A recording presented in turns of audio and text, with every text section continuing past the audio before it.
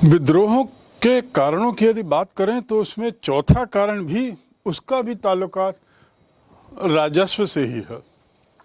जैसा मैंने बताया कि 45 से 55% राजस्व कर बढ़ा दिया गया था और बढ़ते ही जा रहा था वर्ष दर वर्ष। अनिश्चितता अलग बनी हुई थी और ये साहूकारों पर निर्भर होते जा रहे थे। इनके कर्ज, किसानों के बढ़ते हुए कर्ज, ये इस प्रकार किसानों के, रैयत के विद्रोह का चौथा कारण बना। एक समय तो ऐसा आ गया था जब किसानों के पास, इन रैयतों के पास ऋण लेने के सिवाय कोई चारा ही नहीं था। इसके अलावा उनके पास कोई रास्ता ही नहीं था। ऋण आरंभ करके उसे चुकाने में ये असमर्थ रहे। ऋण लेना थोड़ा सरल हो गया क्योंकि साहूकार तो सदैव तत्पर रहते थे, महाजन हमेशा तत्पर रहते थे कि किसान ऋण लें, तो ऋण प्राप्त करने में कोई दिक्कत नहीं होती, पर उसको चुकाने की में काफ़ी तकलीफ होने लगी, अदायगी में तकलीफ होने लगी और ऋण का जो बोझ है वह भी लगातार बढ़ते रहा। यहाँ तक कि एक समय ऐसा भी आया कि जब वो किसानों को रोजमर्रा की खरीदी के लिए भी साहूकारों की ओर जाना पड़ता था, उनकी ओर मुखातिर होना पड़ता था, उनसे ऋण लेना पड़ता था। तो ऐसी स्थिति बड़ी स्पष्ट कर देती है कि रैयतों की दशा बड़ी शोचनीय हो गई थी और इसीलिए वे थोड़े विद्रोहित हो चुके थे। किसानों के बढ़ते हुए कर्ज के बाद अगला कारण जिसकी हम बात करें वह एक अंतर्राष्ट्रीय कारण है। भारत की अंदरूनी स्थिति से उसका लेना देना नहीं।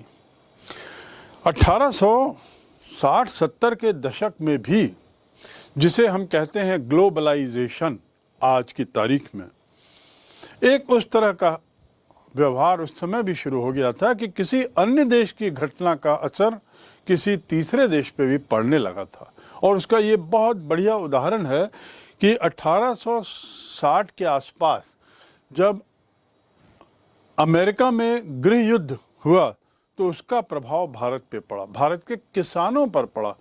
अमेरिका में चलने वाले गृह युद्ध का असर, अंदरूनी युद्ध का असर, गृह युद्ध यानी अंदर के समाज के अंदर की ही लड़ाई, उसका असर भारत के किसानों पर पड़ा। आखिर कैसे?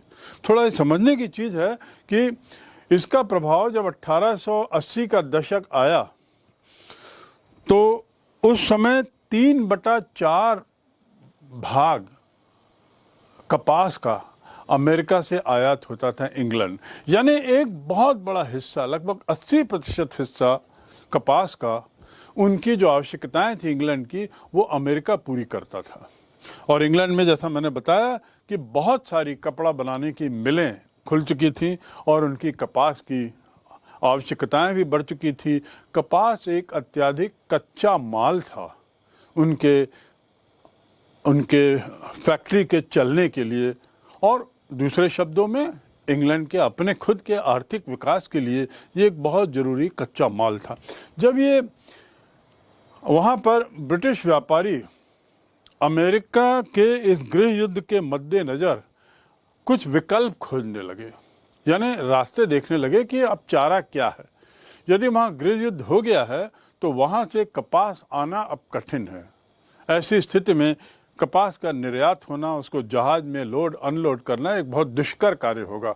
तो उन्होंने, कंपनी ने भी और अंग्रेजी सरकार ने भी अपने मातहत सभी लोगों को आदेश दिया एक तरीके से कि अन्य विकल्पों की ओर देखा जाए। और ऐसी स्थिति में भारत एक बहुत अच्छा देश उनको लगा जहां पर कपास की कमी को पूरा किया जा सकता है। और इसका कारण क्या था? यहाँ का लेबर तो सस्ता था ही, जलवायु भी बहुत अच्छी थी और पर्याप्त भूमि थी। श्रम तो सस्ता था ही, जलवायु भी कपास के उत्पादन के लिए बहुत उपयुक्त थी, भूमि भी पर्याप्त थी और उससे अच्छा इन सब का पर्याप्त रूप से दोहन करने के लिए अंग्रेजी सत्ता भी यहाँ बड़ी मजबूती से बैठी हुई थी। तो इसलिए उन्होंने भारत को एक बहुत उचित स्थान पाया। 1857 में इंग्लैंड में कपास आपूर्ति संघ की स्थापना हुई। जब ये स्थितियां थोड़ी बिगड़ने लगी थी तो 1857 में ही एक कपास आपूर्ति संघ की स्थापना हो गई थी और उसके 1859 में मैनचेस्टर कॉटन कंपनी, उसकी भी स्थापना उसी देश से हुई थी कि वे कपास के उत्पादन के अन्य विकल्पों को बढ़ाएं और उसे प्रोत्साहित करें, उसको बढ़ाने का, नए नए क्षेत्रों का विस्तार करें।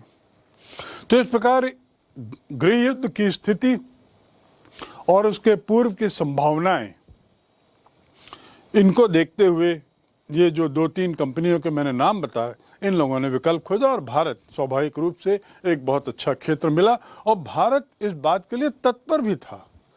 तो यहाँ कृषि उत्पादन का, यहाँ पर कपास के उत्पादन का विकास शुरू हुआ। लेकिन एक बात आपको जानने की जरूरत है कि 1861 में जब ये गृह युद्ध आरंभ हुआ और इंग्लैंड में कपास का आयात कम हुआ तो इंग्लैंड की जो अर्थव्यवस्था है उस पर बहुत बुरा असर पड़ा।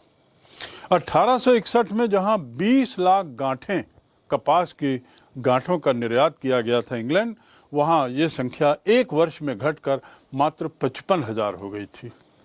तो इस प्रकार एक बहुत बड़ा नुकसान ईस्ट इंडिया कंपनी को हो रहा था, एक बहुत बड़ा नुकसान इंग्लैंड को हो रहा था, ईस्ट इंडिया कंपनी को नहीं, इंग्लैंड को हो रहा था। काफ़ी प्रभावित हो गए थे और कपड़ा उद्योग बहुत ज़्यादा प्रभावित हुआ। इसके साथ ही बहुत सी तो फैक्ट्रियां बंद भी हो गई थी। तो परिणाम क्या कि इस उद्योग के प्रभावित होने से ब्रिटिश सरकार के पास कोई रास्ता नहीं था बल्कि ज़्यादा से ज़्यादा उत्पादन का, कपास उत्पादन का आदेश देना। अमेरिकी गृह युद्ध की स्थिति के कारण बंबई में और दक्षिण में कपास के उत्पादन में निरंतर वृद्धि होती रही। 1860-64 में तो भारत में कपास का उत्पादन दुगना हो गया। उसका कारण क्या था? इंग्लैंड को वहाँ के उद्योग के लिए, वहाँ के जो कॉटन मशीन मिल्स थी, उनको कॉटन की बहुत आवश्यकता थी। 1862 तक ब्रिटेन को आयातित कपास का लगभग 90% हिस्सा केवल भारत से जाने लगा।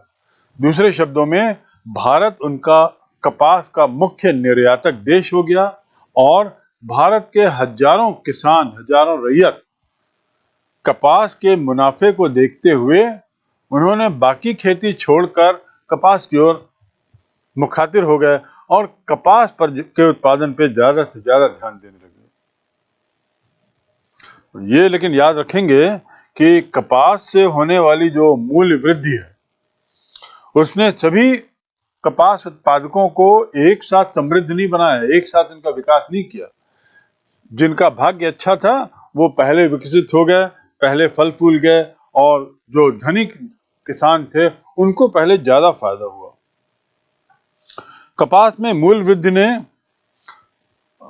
सभी लोगों को समान रूप से लाभान्वित नहीं हुआ, बहुत अंतर रहा दोनों में, काफी उतार चढ़ाव चला। और जैसा मैंने कहा कि मूल रूप से धनी किसान ज्यादा लाभान्वित हुए, लेकिन अधिकांश किसानों पर कर्ज का बोझ जो है वो पहले की अपेक्षा और अधिक बढ़ गया। क्यों? इस उम्मीद में कि कपास के उत्पादन से लाभ होगा, उसने और कर्ज लिया और कर्ज लिया और उत्पादन भी बढ़ता रहा, लेकिन साथ ही कर्ज भी बढ़ता गया। तो कर्ज का जो बोझ है वह किसानों पर बहुत हो गया था।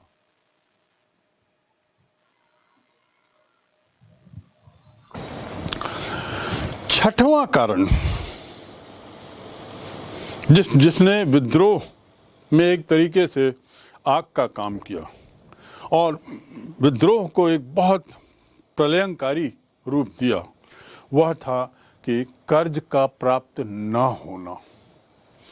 अभी मैंने थोड़ी देर पहले आपको बताया कि किस प्रकार साहूकार लोग तत्पर रहते थे कर्ज देने के लिए।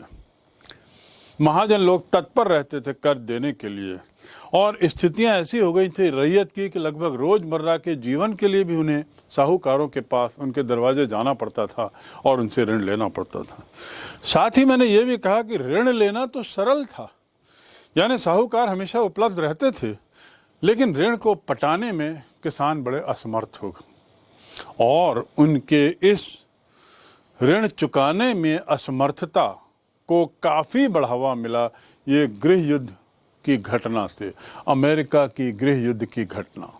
अभी तक हमने अमेरिका के गृह युद्ध का परिणाम जाना कि वहाँ गृह युद्ध हुआ, कपास की निर्यात वहाँ से कम हुआ, तो भारत में कपास के उत्पादन में सरकार ने भरपूर सहयोग दिया, किसानों ने कपास उत्पादन को बढ़ाने में काफ़ी प्रयास किया और इस बढ़ते हुए कपास उत्पादन के मुनाफे में हाथ डालने के लिए उन्होंने साहूकारों से भी बहुत कर्ज लिया, बहुत ऋण लिया।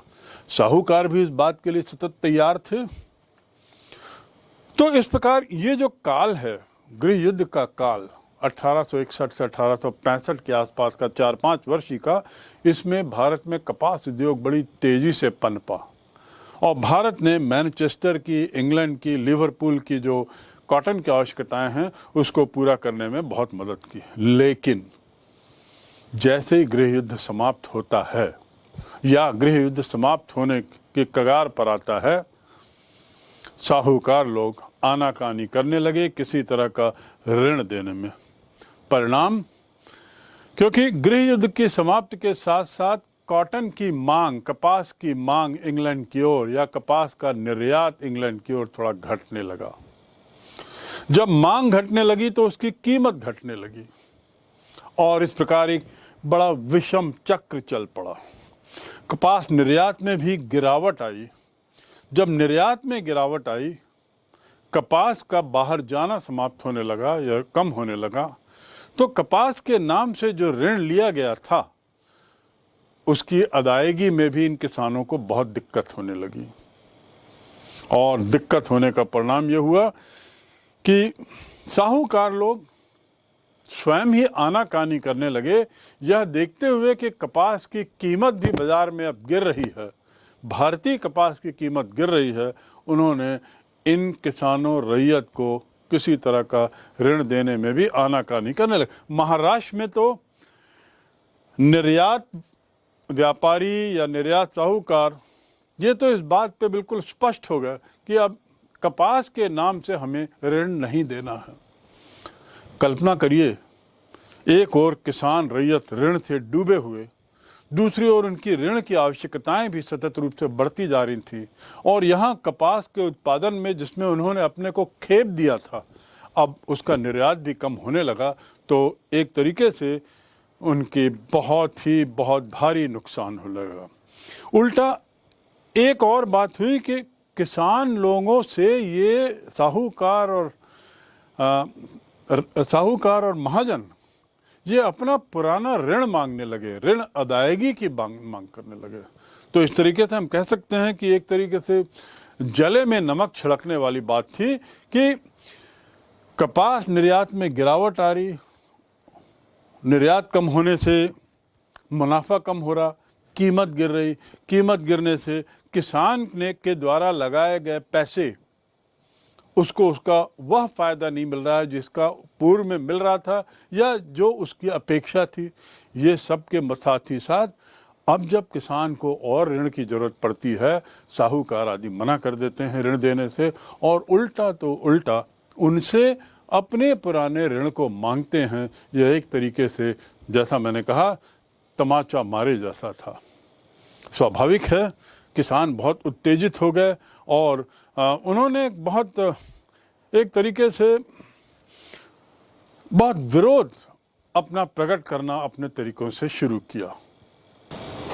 यहाँ तक तो फिर भी ठीक है कि अमेरिकी गृह युद्ध की समाप्ति, कपास के भारत से इंग्लैंड की ओर निर्यात में गिरावट, किसानों की हालत दिन प्रतिदिन पतली होती जा रही है और साहूकार या महाजन उनके सिर पर चढ़े हुए। स्थिति तो और दुर्दांत तब हो गई जब ब्रिटिश कंपनी ने, अंग्रेज सरकार ने, कंपनी से अर्थ यहाँ पे अंग्रेज सरकार ने है, उसने नए भू राजस्व कर का निर्धारण करने का निर्णय किया और इस नए बंदोबस्त के तहत जो राजस्व कर की दर थी उसे बढ़ाकर उसने 50 से 100% तक कर दिया। तो कल्पना करिए कि किसान अब कितने आर्थिक बोझ में पड़ चुका था। हर तरफ उसे निराशा ही दिख रही थी और ऋण के बोझ से वो दबा जा रहा था। ये बात भी तय है कि कपास के निर्यात कम होने को भी किस हद तक किसान सह सकता था, बर्दाश्त कर सकता था और शायद समय आते आते वह इससे उबर भी जाता। लेकिन जब घर में ही, भारत में ही अंग्रेज सरकार ने इसका प्रतिशत बढ़ा दिया तो यह तो जले पे नमक की तरह था और अब किसान के पास और कोई चारा नहीं था किसी भी तरीके से साहूकार से और ऋण मांगना और ऋण निकालना। यानी उसके लिए तो एक तरीके से ये अंतिम मौका था, अंतिम रिसॉर्ट था कि वह साहूकार के पास जाए और ऋण अदायगी का मामला छोड़ के पहले और ऋण ले ताकि सरकार को राजस्व देकर वो अपनी भूमि बचा सके, अपनी जीविका निकाल सके। स्थिति बहुत बुरी थी, लेकिन इस सब के बावजूद ये जानते हुए भी कि किसानों की हालत बहुत खराब हो चुकी है, साहूकारों ने ऋण देने से मना कर दिया। मैंने पहले ही बताया था कि ऋण देने की तो बात ही दूर, वे तो अब ऋण अदायगी की बात करने लगे थे। जो पुराना ऋण इकट्ठा हो चुका था, जिसके बोझ से किसान वैसे ही डूबे जा रहे थे, ऋण ना वापस ना मिलने के भय में इन साहूकारों ने एक तरीके से जोर लगाना शुरू कर दिया था इन किसानों से अपना ऋण वापस मांगने के लिए। लेकिन अब तो बात इतनी बढ़ चुकी थी, much water had flowed from under the bridge, जैसे अंग्रेजी में कहते हैं कि अब पानी बहुत बह चुका था, किसान लोग पूरा ऋण से डूब चुके थे, तो उनके पास सिवाय विद्रोह और विरोध के और कोई चारा नहीं था। उन्होंने क्या किया, वे ये मानते हुए कि अब ये साहूकार संवेदनहीन हो गए हैं, ये हमारी बातें अब नहीं समझ रहे हैं, उन्होंने एक तरीके से उन पर हमला करना शुरू किया। क्या किया उन्होंने वहाँ पर संवेदनहीनता का आरोप लगाते हुए साहूकारों पर अपना क्रोध प्रकट किया और उसके साथ ही साथ देहात के क्षेत्रों में परंपरागत नियमों के उल्लंघन का भी आरोप लगाया। ये परंपरागत नियमों के उल्लंघन की बात क्या है, थोड़ा सा हम समझने की कोशिश करें। इसका अर्थ यह है कि ऐसा माना जाता था भारतीय ग्रामीण व्यवस्था में कि स्थानीय व्यक्ति एक दूसरे के सुख दुख में हितैषी हैं, एक दूसरे के सुख दुख में साथ देते हैं, एक दूसरे की भावनाओं को समझते हुए, सामंजस्य बनाए रखते हुए आगे बढ़ते हैं। लेकिन यहाँ साहूकार थे जो इन परंपरागत नियमों को तोड़ते हुए अब किसानों को ऋण देने से अस्वीकार कर रहे थे और इस बात को लेकर किसानों में गुस्से का भड़ास था, क्रोध बहुत ऊंचा था। कर्ज की जटिल प्रक्रिया,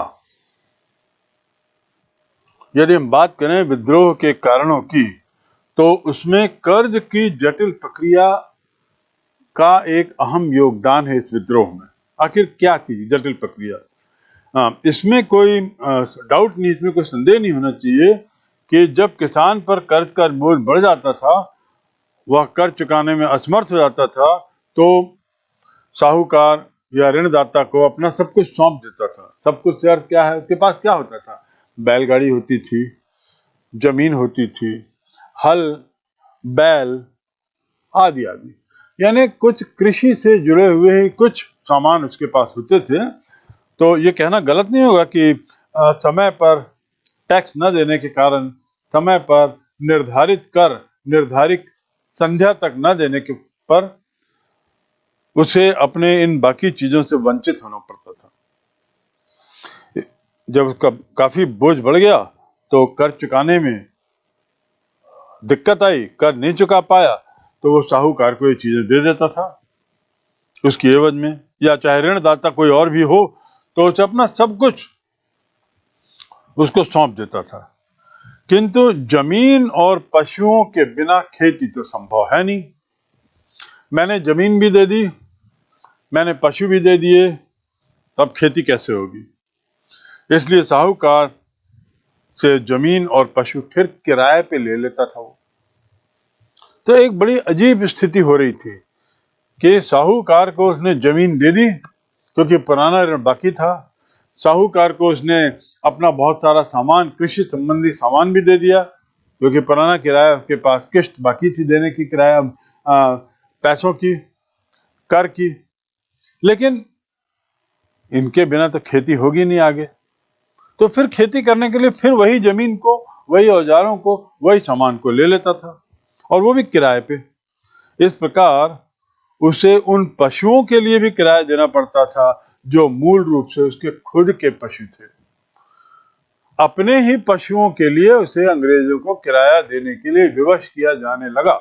लेकिन यह स्थिति भी इन्हीं लोगों ने तो निर्मित की थी। मौलिक रूप से ये सब सामान अपने होते हुए भी पराये हो गए। क्यों? क्योंकि पूर्व में लिए हुए लोनों को, पूर्व में लिए हुए जितने भी मैंने लोन हैं, जितने भी मैंने उधार हैं, वो नहीं पटा पा रहा हूं, तो एक एक करके मेरा सामान साहूकार जब्त कर रहा है या साहूकार को देने में विवश हूं। अंततः मैं अपनी बैलगाड़ी भी दे देता हूं, मैं अपना बैल भी दे देता हूं, मैं अपने जानवर भी दे देता हूं, जमीन भी दे देता हूं, लेकिन आखिर मुझे जीविका के लिए खेती तो करनी ही पड़ेगी। तो खेती करने के लिए फिर मुझे जानवर की जरूरत है, फिर मुझे खेती की जरूरत है जमीन की, तो मैं अपनी ही जमीन, अपने ही जानवर को किराए पे ले लेता हूं। यह विवशता पूर्व एक भाड़ा पत्र या किराया नामा लिखता था, जिसमें बड़ा साफ लिखा रहता था, बड़ा स्पष्ट रूप से लिखा जाता था कि ये पशु और ये बैलगाड़ियां उसकी नहीं है, उसकी रहते हुए भी उसकी नहीं है। ऐसा लिखने की तकलीफ इन किसानों को झेलनी पड़ती थी, और उसका कारण था पुराने किश्त उधार, पुराने उधार को पटाने की में होने वाली दिक्कतों से बचने के लिए ये सामान वह किराए पे अब उठाने लगता था। तो ये जो किरायानामा लिखता था उसमें बड़ा साफ लिखा रहता था कि ये जमीन तुम्हारी नहीं है, ये जमीन मेरी नहीं है, ये जानवर मेरे नहीं हैं, और इसे मैं किराए पे ले रहा हूं। यदि कहीं बाद में ज्यादा विवाद हुआ, कहीं झगड़ा हुआ, तो न्यायालय में यही दस्तावेज सामने पेश किए जाते थे जिसमें साफ लिखा रहता था कि ये जमीन उसकी नहीं है। इस तरीके से भिन्न भिन्न प्रकार के दस्तावेज और अनुबंध पत्र इस नई और अत्याचार पूर्ण प्रणाली के परिचायक बन गए। इन पत्रों को देखकर कोई भी समझ सकता है कि ये मामला सुलझाने का कैसा तरीका है। उससे साफ लिखवाया जाता था कि ये मेरी बैलगाड़ी नहीं है, ये मेरी जमीन नहीं है, ये उत्पादन पूरा मेरा नहीं है, इसमें जमींदार का भी हक है।